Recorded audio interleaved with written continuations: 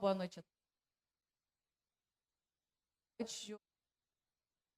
Vai falar.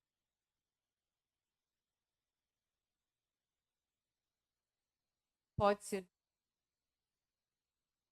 Lembrando para quem está vindo pela primeira vez, sempre tem a oportunidade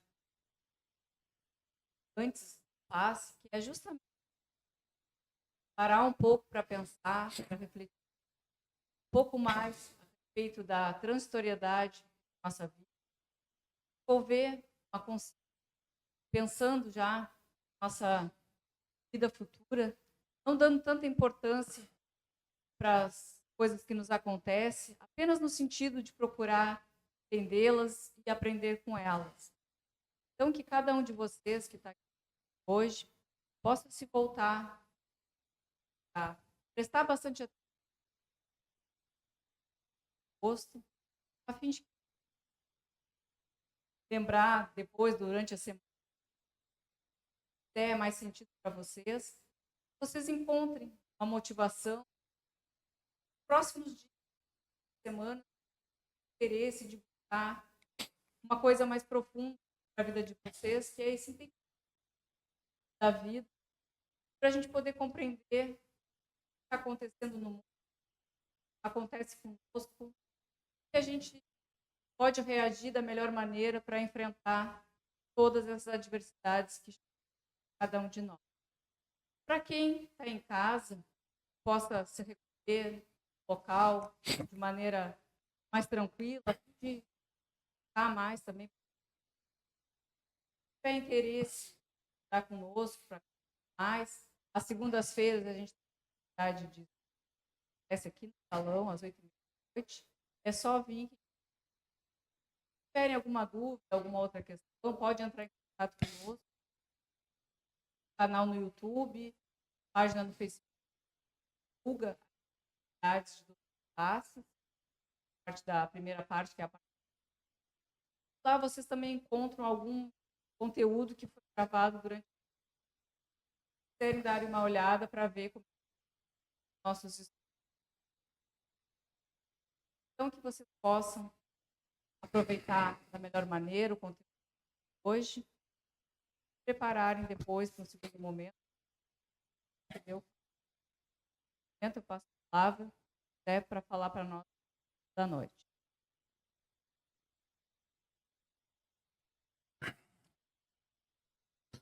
Boa noite a vocês que se encontram todos aqui presentes, né? Boa noite ao pessoal de casa que nos acompanha aí. Um pedido a vocês de casa aí que divulguem, compartilhem, participem, marquem, porque para os canais de divulgação, isso é muito importante na projeção disso tudo, então nós pedimos a cooperação de vocês. Né? Bom, para nós falarmos do capítulo de hoje de forma própria, como sempre, nós vamos ter que nos arremeter ao capítulo da semana passada. O capítulo da semana passada, o título dele é o Lema Espírita. Então, se é o Lema Espírita, tem que estar contido nele um resumo essencial do fundamento da doutrina espírita. O título é Fora da Caridade na Salvação, todos vocês já ouviram falar sobre isso. O que a gente tem que começar a entender é que caridade não é o ato de dar coisas, mas é o estado íntimo do indivíduo de solidariedade aos demais. E como a nossa visão normalmente é muito presa no aqui e no agora, na forma, a gente tem uma tendência natural de achar que esse estado de solidariedade, fundamentalmente, ele seja materializado. Então a gente quer dar coisas.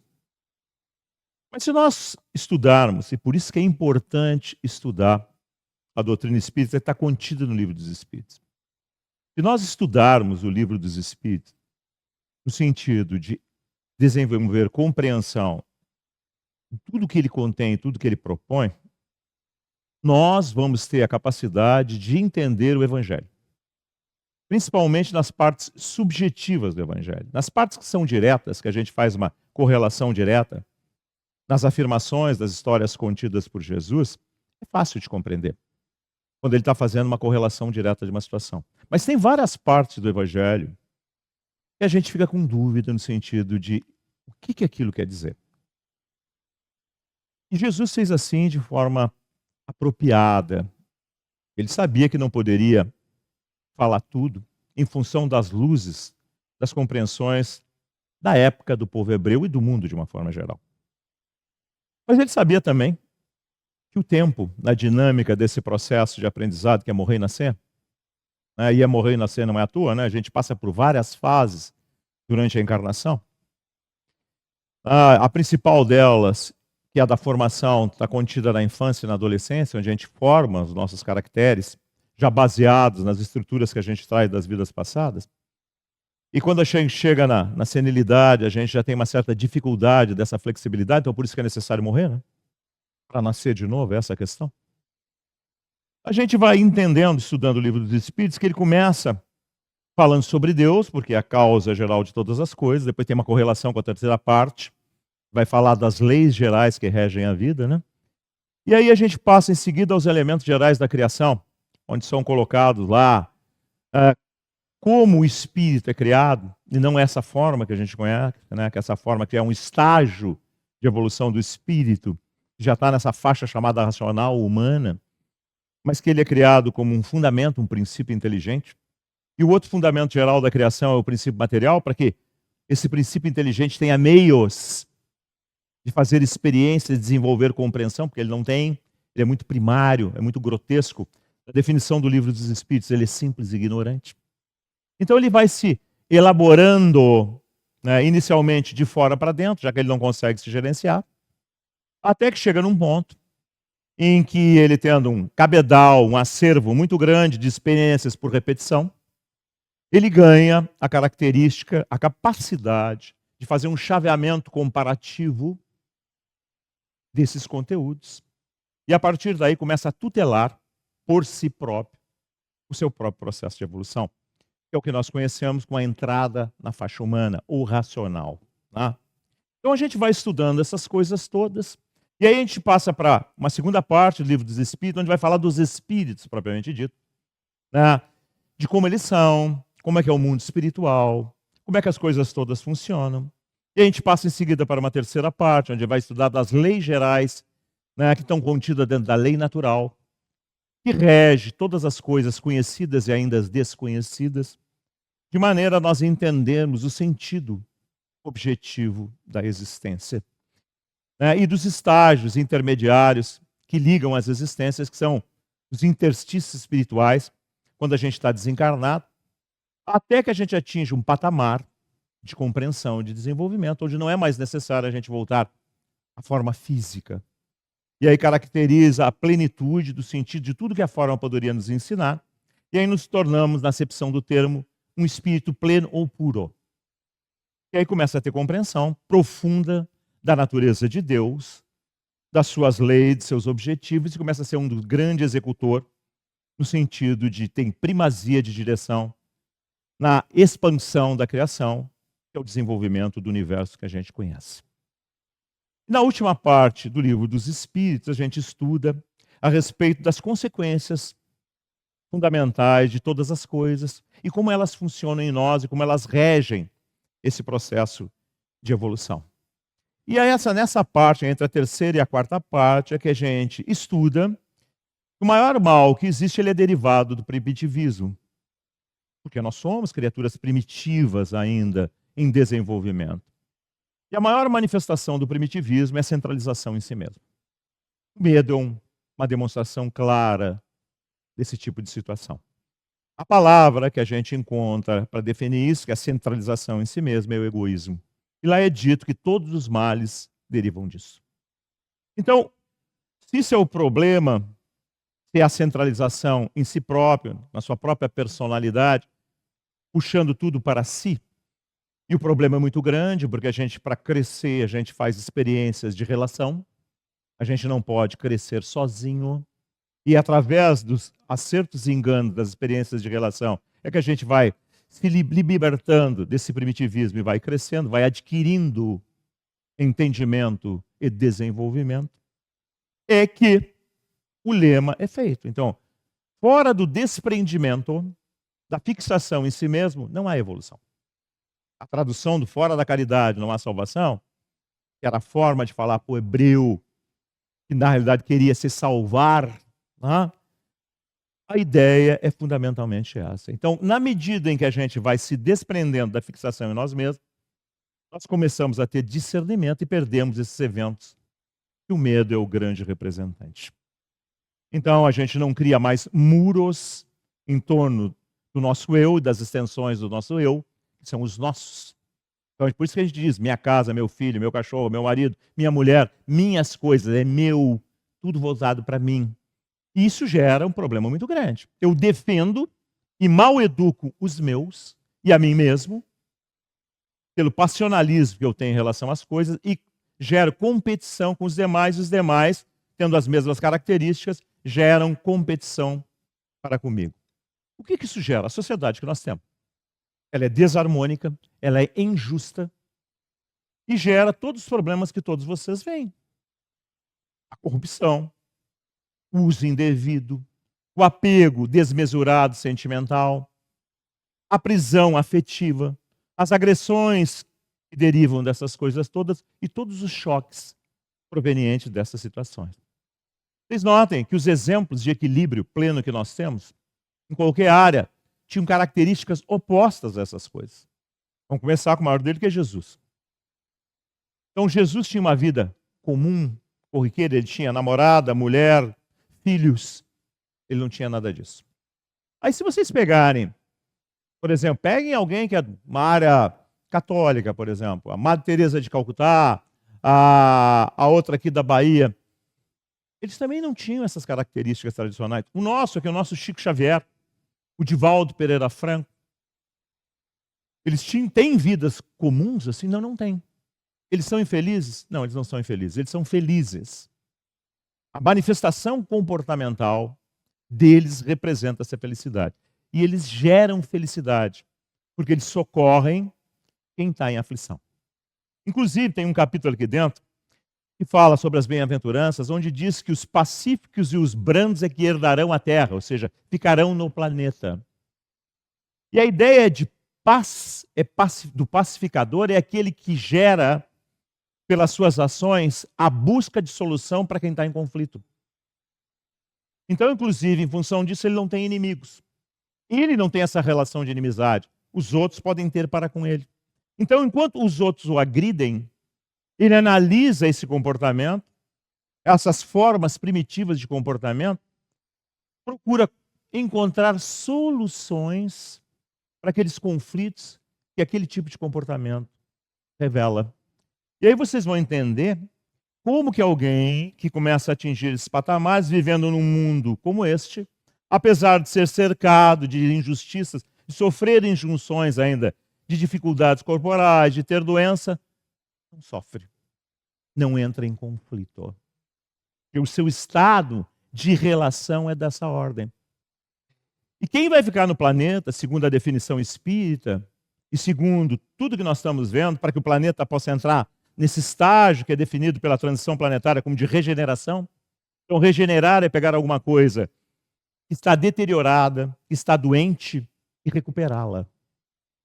Ou seja, os conflitos que nós somos portadores serão a solução dos nossos próprios problemas. Porque, na realidade, eles vão nos indicar, estão nos indicando, e, na realidade, eles não servem para nada. Nós estamos vivendo um período de amadurecimento de compreensão. E quando eu falo período, eu estou falando para vocês em décadas, em séculos. Porque esses ciclos de morrer e nascer levam em média quanto tempo? 60, 70 anos. Então, notem que a gente não pode tirar conclusões olhando assim de forma imediata. Então, o planeta irá se transformar? Irá, porque nós iremos mudar por necessidade. Por necessidade de compreensão. Por isso que é definido no capítulo 5 que é bem-aventurado o aflito. A aflição é um estado de transição entre o primitivismo endurecido, que não quer saber de nada, não enxerga nada, não sente nada, e o desenvolvimento da capacidade de interação, que é o conflito. O conflito mexe com a gente, e no conflito nos faz evoluir. Então, a ideia de hoje é baseada nisso. Que é aquilo que eu disse para vocês no início da atividade. O título do capítulo é Não se pode servir a Deus e a Mamon.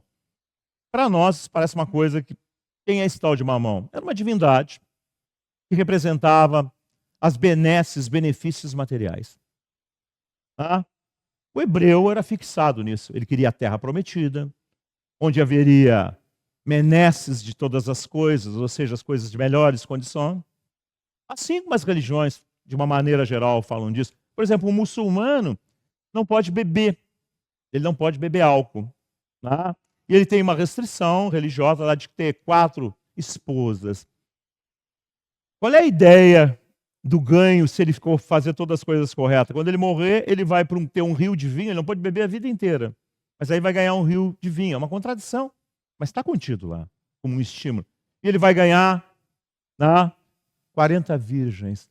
Vocês notem que são contraditórios, mas ainda é os impulsos de fixação das criaturas. E se nós olharmos os processos religiosos, nós olharmos a história mesmo lá da parte mosaica, também era esse tipo de coisa, a busca da terra prometida. Então o hebreu era fixado nisso. E esse mamão representava então essas benesses. E Jesus dizia, se vocês se enfiarem de cabeça nas coisas daqui, e só pensarem que só isso é que tem, só isso que é bom, como nós vivemos num mundo muito primitivo, com corpos primitivos, estão falíveis, estão perecíveis, que adoecem em função dos conflitos que nós somos portadores. Esses estados vocês não vão interpretar como sendo remédios amargos, mas necessários para despertamento. E vocês vão entrar chão adentro, vão se revoltar, como normalmente acontece. E esse estado de conflito vai retardar o desenvolvimento do equilíbrio, da plenitude e, consequentemente, da felicidade de vocês. Hoje nós podemos falar assim, de forma clara. Então, por isso, quando a gente vem para um centro espírita, eu estou falando de forma resumida, né? A gente estuda o livro dos Espíritos para compreender essas coisas todas, mas não só estuda a teoria.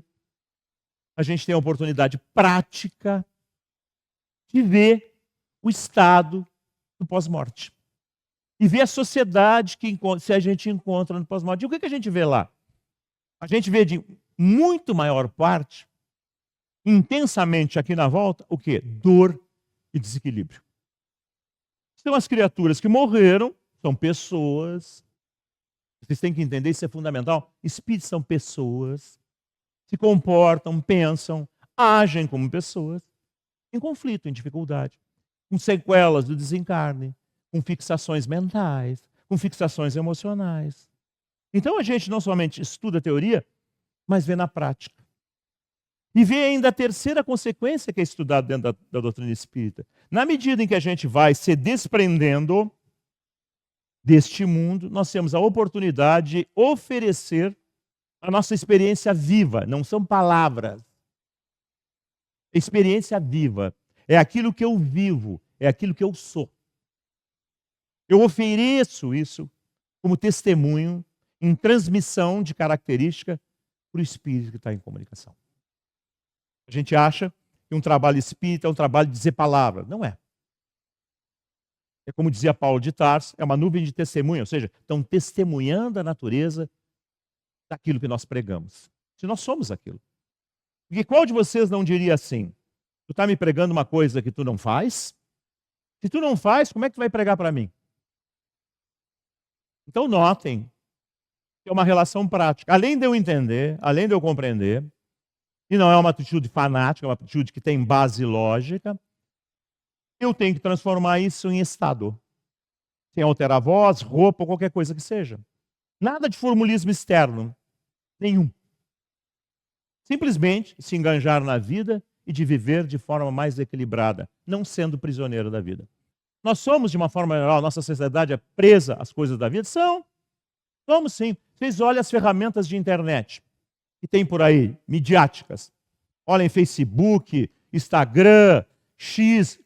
O que normalmente acontece lá dentro? O que se coloca lá?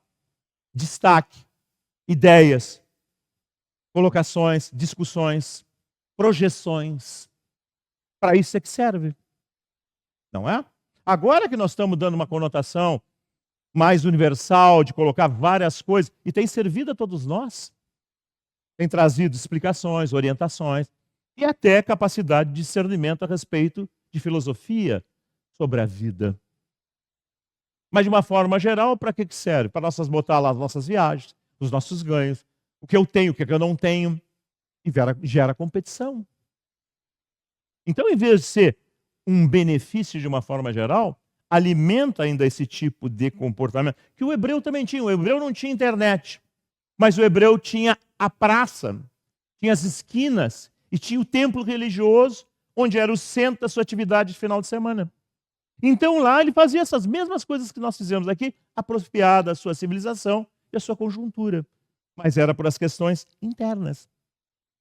Então quando a gente estuda a terceira para a quarta parte do livro dos Espíritos, que eu disse para vocês, falando do egoísmo, da centralização em si mesmo, notem, eu estou repetindo para dar ênfase, que quem é desenvolvido, que entende a transitoriedade dessas coisas todas, que isso é meio e não fim, não se prende no meio. Então Jesus ia em tudo que é lugar, ia em lugar que os apóstolos não iam. Ele entra na casa de publicanos, que eram cobradores de impostos e eram corruptos. E era uma ofensa entrar na casa de alguém que era corrupto. Inclusive tem uma parábola hoje aqui, eu não vou conseguir, são 5 parábolas. Teria que ter um tempo muito maior para fazer isso. Fala aqui de Zaqueu, que era um cobrador de impostos corrupto, que era pequenininho. Ele sobe até numa árvore para poder ver Jesus. E ele vai. Ele não tinha essas limitações do preconceito. Ele senta com prostitutas. Ele vai na casa de Mateus, que também é um cobrador de impostos. Os apóstolos não entram, os apóstolos ficam na porta. Para vocês entenderem bem as coisas. Então, ele não tinha essas dificuldades, porque ele entendia a natureza do conflito e a transição do conflito.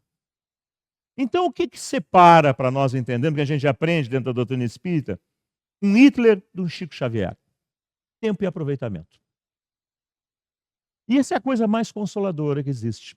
E essa é a base fundamental da nossa relação de atividade dentro de um centro espírita. Como é que a gente consegue atender um pedófilo desencarnado? Como é que a gente vai ter relação afetiva para atender uma criatura com desequilíbrio desse tipo? E a gente atende. Consegue atender. Porque a gente olha para ele como um doente. Como alguém tem uma fixação derivada de uma distorção dentro do tempo. E aí, compreendendo profundamente as origens e o conflito que aquilo representa, a prisão, o vício, a gente entendendo o sentido e o objetivo transitório, a gente consegue mandar para ele renovação e novas perspectivas. Por quê? Porque ele próprio se condena e as religiões, de uma forma geral, sempre condenaram, criaram os infernos, e não funcionou. E a gente acha que quando a gente ouve falar num centro espírita em umbral, é um inferno espírita. É por falta de compreensão, por falta de estudo. Umbral espírita é a projeção dos equívocos de seus membros, dos seus habitantes. A gente morre com uma série de distorções oriundas de processos religiosos, de má informação, dos atavismos, dos arquétipos que a psicologia tanto fala. E a gente constrói uma sociedade em cima disso, como nós construímos a nossa sociedade encarnada, também em cima disso. Isso gera uma série de distorções de problemas? Sim. Tem a ver com a criação divina? Não. Deus não cria nada disso, nem criador. Como Jesus dizia, já basta a carga do dia. Não tem necessidade disso. A gente estuda no livro dos Espíritos que todos os problemas são oriundos de crime de lesa natureza. Ou seja, eu crio situações de conflito sobre mim mesmo. Vejam vocês. Tá? Se a gente tem uma coisa que fica nos incomodando muito tempo, uma pressão emocional, quantas coisas são desenvolvidas?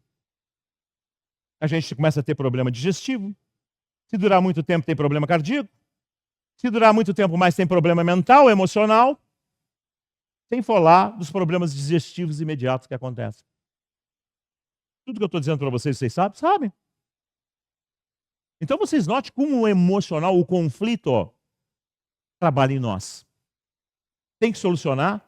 Tem.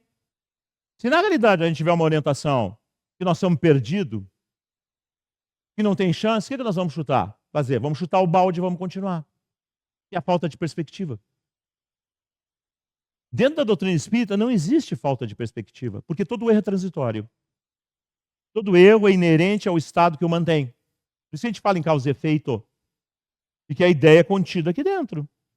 Agora, se a gente ficar preso só no aqui e agora, só em uma existência, como entender todas essas diferenças que existem? Como é que eu vou explicar para uma mãe que tem um filho Down?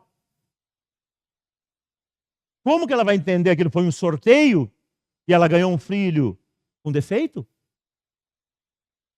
E aquele espírito que está naquela crise, na figura do Down?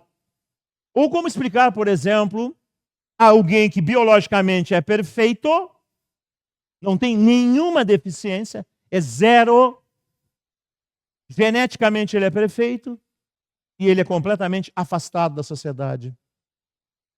Isso não existe? Claro que existe. Como explicar todas essas diferenças, essas síndromes múltiplas que estão aparecendo agora com alta intensidade? Como entender tudo isso? Qual o objetivo disso tudo? Se fosse uma vida só, nós ia dizer, esse mundo é uma esculhambação. Não pode ter Deus, não pode existir coisa nenhuma. É o que gera. Vocês notem que nós estamos quase numa terceira guerra mundial. Lá entre Israel e os terroristas lá. Derivado de que isso? De um chefe religioso, um ayatolá, estimular guerra em nome de Deus? Matar? Em estágio menor, nós estamos hoje aqui na nossa sociedade, vivemos agora uma eleição. Quantas pessoas foram baleadas por causa de uma eleição? A guerra que existe no dia a dia aí, as mesmas pessoas, eu digo isso e vou insistir, que querem botar casinha de cachorro e da ração na calçada, é os mesmos que querem matar os outros, porque pensam diferente. Vocês acham que isso é democracia? Vocês acham que isso é respeito? Ou isso é um descalabro? Isso tem que acabar? Tem. Como é que vai acabar? Dessa maneira. A gente morre, sofre as consequências. Quem não conseguir acompanhar, não vai voltar mais para cá. É o tal do êxodo planetário, que vocês têm ouvido falar tanto da transição planetária, é isso. É uma punição? Não. É uma adequação. Se eu ainda estou em estágio muito primitivo, eu vou para um mundo primitivo, que vai recomeçar um ciclo de desenvolvimento dessa etapa que nós estamos finalizando. É o que aconteceu no planeta, na própria Terra. E o que explica, por exemplo, a diferença das civilizações iniciais. Por que nós tínhamos um Egito com capacidade de fazer pirâmides na África, e do lado do Egito, da própria África, nós tínhamos tribos nômades primitivas? Como concatenar isso? Como entender essas coisas todas? Isso tem explicação? Tem. Espíritos com um grau evolutivo diferente. Esses que fizeram as civilizações assírias, egípcias, espíritos banidos de um planeta que atingiu esse estágio que nós estamos hoje. E veio para cá, no início da Terra. Ficou exilado aqui. Ficou séculos exilado aqui. Construiu tudo que vocês conhecem da antiguidade, das maravilhas da antiguidade. E aprendeu pelo exílio o valor daquilo que ele tinha perdido, que é a figura bíblica da perda do paraíso por Adão. Então notem que nunca tem castigo. Tem adequação e busca de solução, como eu disse para vocês da figura do Pacífico. Porque Deus é a maior harmonia possível e a paz representa a harmonia.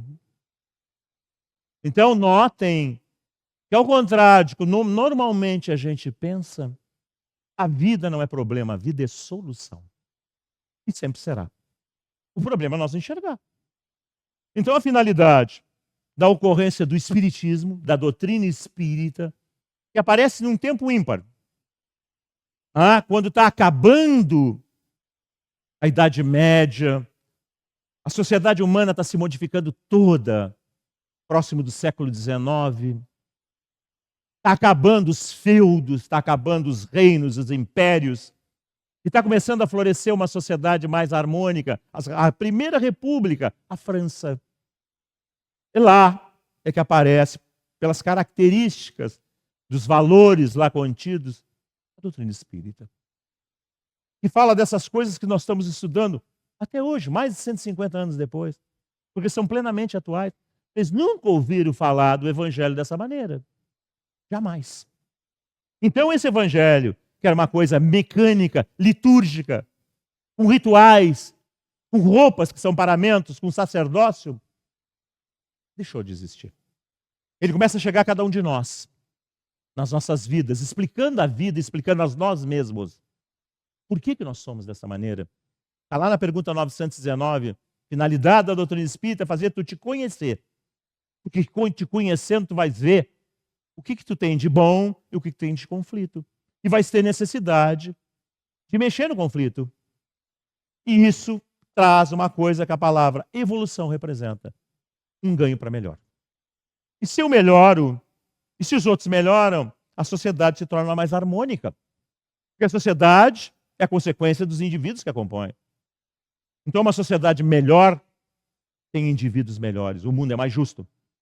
Ninguém explora ninguém. Então, pensem. O mundo que a gente quer é possível? É.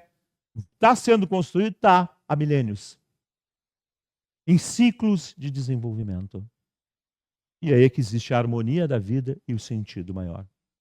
Então, quando a gente começa a entender todas essas coisas, as cargas, os pesos, as dificuldades se tornam muito mais fáceis de serem transpostas. Se eu estou doente, eu tenho uma perspectiva entendendo que aquilo é um reflexo do conflito que eu desenvolvi, mas que aquilo é transitório. Mesmo que eu não fique curado corporalmente hoje, quando eu morrer, se eu aprender tudo isso, aquilo termina. E eu vou sair muito mais integralizado e vou nascer de novo. E vou ter uma nova oportunidade. E vou olhar os conflitos que eu realizei, aquilo que eu me arrependo no final da minha vida. E vou pensar assim, mas eu vou ter uma chance nova. Eu vou ter uma perspectiva nova. Existe uma razão para tudo isso.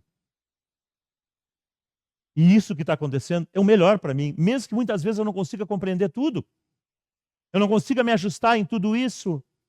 Mas por aquilo que eu compreendo, eu já sei que é harmônico, que é bom, me leva a desenvolver a certeza de que isso é o melhor para mim. Isso me abranda. E a primeira consequência disso é diminuir o sofrimento. Diminui muito o sofrimento. A minha relação com o problema se transforma, e não é por mágica, é porque eu estou me transformando. E é mais fácil carregar minha cruz. Por isso que Jesus disse, pega a tua cruz e me segue. Não é sem cruz. E se nós somos herdeiros dos nossos conflitos, e se os conflitos são as nossas soluções, para poder ir na direção da compreensão desse evangelho, nós temos que levar a escola da vida junto conosco. Então pensem. Pensem que isso é que vai tornar as criaturas melhores, que vai ser falado na semana que vem. A capítulo da semana que vem é ser de perfeito. Não é uma perfeição absoluta, é uma perfeição relativa. E nessa estrutura, nesse mundo que a gente vive, é possível de realizar. É a figura notória de Jesus. De como ele viveu no dia a dia. De como ele era, de como ele se comportava. E a gente não tem, normalmente, conhecimento. Porque a gente não lê sobre isso. Os processos religiosos distorcem isso. Quando a gente lê lá a Bíblia, a gente não lê de forma a estudar, ver o que está citado ali, o que isso era dentro da comunidade hebraica. Por que ele falava dessa maneira? O que ele queria dizer com aquilo? Por que ele citava aquela coisa ali? Como é que era o escopo geral de todas as coisas? A gente precisa, para fazer isso, a gente precisa ler de outra maneira. O que a gente faz? A gente vai para o processo religioso, escuta alguém falar, e se alguém normalmente faz o que se chama de homilia, que é uma interpretação que não se sustenta, e por artigo de fé tem que entrar boca dentro, boca abaixo. E aí a gente fica o quê? No ritual. Então muitas vezes a gente vem para o centro espírita, e como o centro espírita é composto por pessoas que trazem essas bagagens todas, e às vezes não se dedicam a esse tipo de coisa, se cria no movimento espírita uma série de distorções. E aí vocês vão entender por que tem coisas que não tem dentro da doutrina espírita. Reiki, cromoterapia, nada disso tem dentro da doutrina espírita. Vocês acham que uma lâmpada vai ser uma solução para um conflito que eu desenvolvo? Evidentemente que não. Seria muito fácil. Hã? Então, mas tem essas coisas todas? Tem essas coisas todas. E a gente chega numa casa espírita com desconhecimento, a gente vai lá, tem essas coisas, a gente aceita. Por que eu estou falando disso? Porque isso é uma distorção. Pelo contrário, a capacidade de pensar do indivíduo. Então a gente fica ainda preso a rituais e essas coisas todas, isso retarda o nosso desenvolvimento, a nossa transformação. Então por isso que a gente faz numa atividade espírita esse tipo de primeira parte, essa parte de exposição doutrinária. É para fazer vocês entenderem e pensar. E se eu viesse aqui e assumisse uma atitude de falar mansinho, coisa e tal, mas não dissesse coisa nenhuma, o que ia adiantar? O que ia fazer em vocês mudar? Vocês iam entrar lá, o que vocês querem? Tomar passe? Como se o passe fosse mágico. E o passe não é mágico. Como diz a palavra, passe é passar. Mas pode ser passado. Será que eu consigo receber? Será que eu consigo absorver? Será que eu não sou refratário em função dos estados que eu mantenho em mim mesmo? Mas a gente quer mágica, né? A gente quer continuar da mesma maneira, alimentando os conflitos, mas o passo tem que ir lá e transformar tudo isso. Não tem como. Por isso que Jesus disse, é cada um segundo suas obras. Semeadura é livre, colheita é obrigatória. Eu semeio o que eu quero. Se eu vou colher o que eu semeio. Se eu semear desequilíbrio, vou colher o quê? Vocês estão me entendendo? Então isso faz com que a gente comece a entender o Evangelho de forma lúcida, real, como ele foi feito, com o objetivo que ele tem a cumprir. E vocês notem, por isso que não tem imagem, por isso que não tem nada de especial. Tem uma mesa? Tem, para a gente poder sentar e estudar tem que ter uma mesa. Não tem como. Então, uma instituição espírita que é espírita tem essas características, e tem que ter, porque é um processo libertador. Para que a gente saia daqui, sem mudar de voz, sem mudar de nada, mudar o ato interno, mais justo, mais honesto, mais equilibrado. Vocês estão me entendendo? Assim, lá fora, onde é o grande terreno das grandes lutas, nós vamos começar a fazer uma construção de uma sociedade diferente. Vão nos combater? Claro que vão. É óbvio que vão. Vão dizer, como diziam para Jesus, que ele estava louco. Tem uma passagem que vai a mãe e os irmãos atrás dele achando que ele estava louco. Literalmente, está escrito nos evangelhos. Por quê? Por causa dessas coisas. As pessoas não querem. Elas podem continuar centralizadas em si mesmas. Mas elas querem uma sociedade harmônica. Como? É só pensar. É só pensar. Pensando antes de dar conta de todas as coisas. Então entendo que a finalidade de um centro espírita é isso. É falar para vocês que estão na carne, mas vai falar uma multidão que é 3 vezes maior que a de vocês, desencarnada, que está aqui hoje. E está ouvindo. Porque eu morro, mas não dou salto de qualidade. Eu continuo sendo quem eu sou. Eu continuo pensando com as minhas características. Os espíritos são assim. São assim, num fenômeno mediúnico a gente vê isso.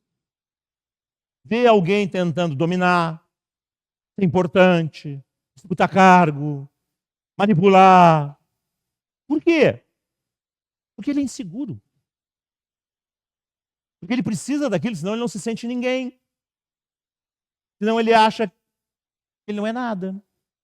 Nós também não somos assim. Nós não queremos ser amado, ou admirado, ou ter poder, ou ter força. Ou tem que ter dinheiro, porque o dinheiro dá essas coisas todas, entre aspas.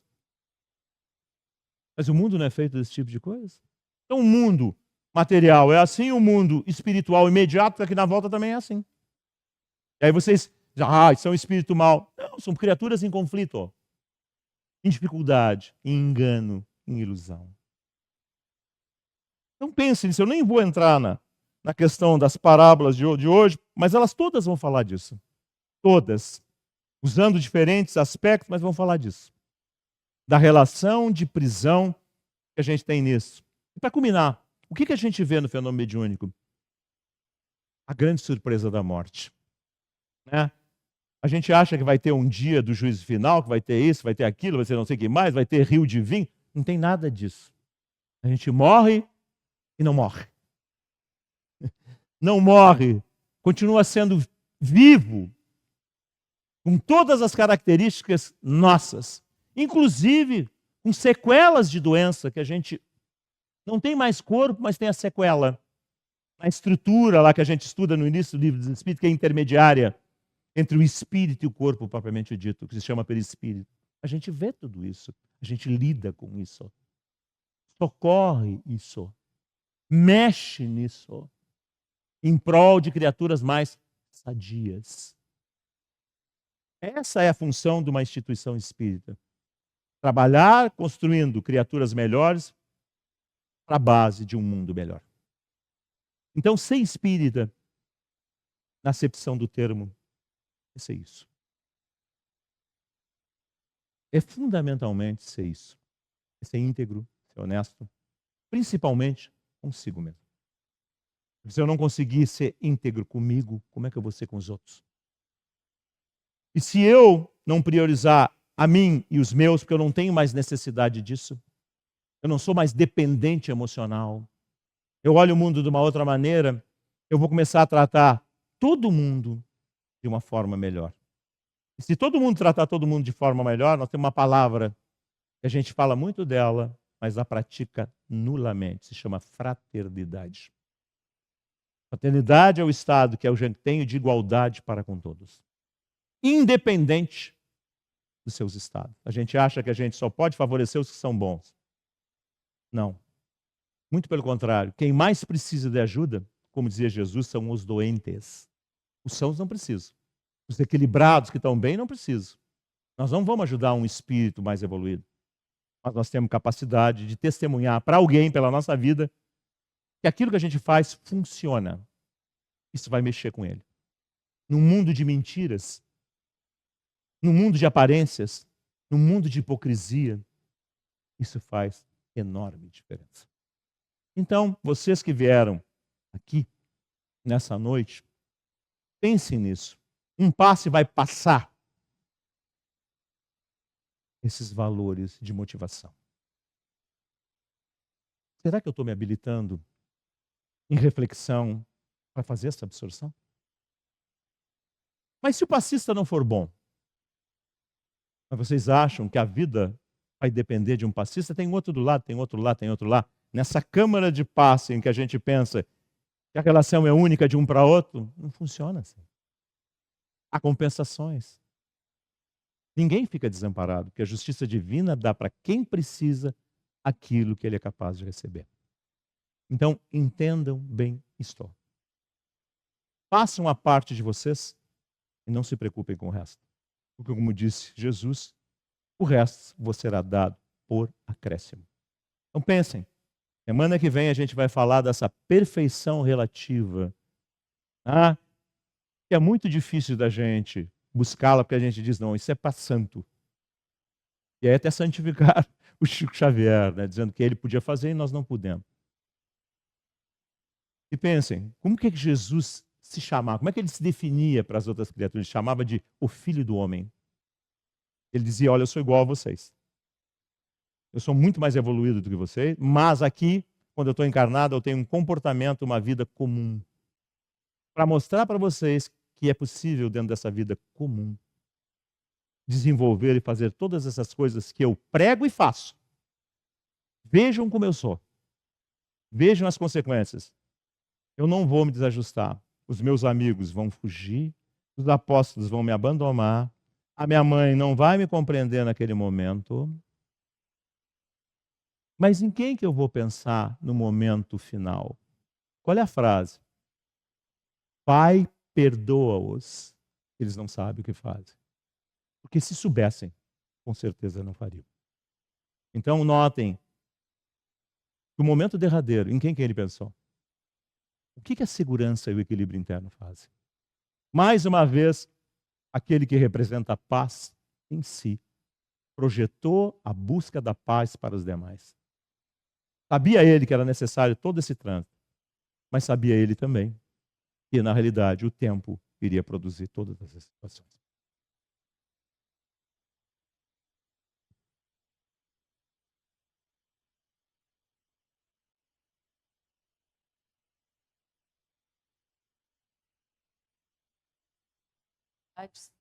Para que esse conteúdo possa chegar a mais pessoas.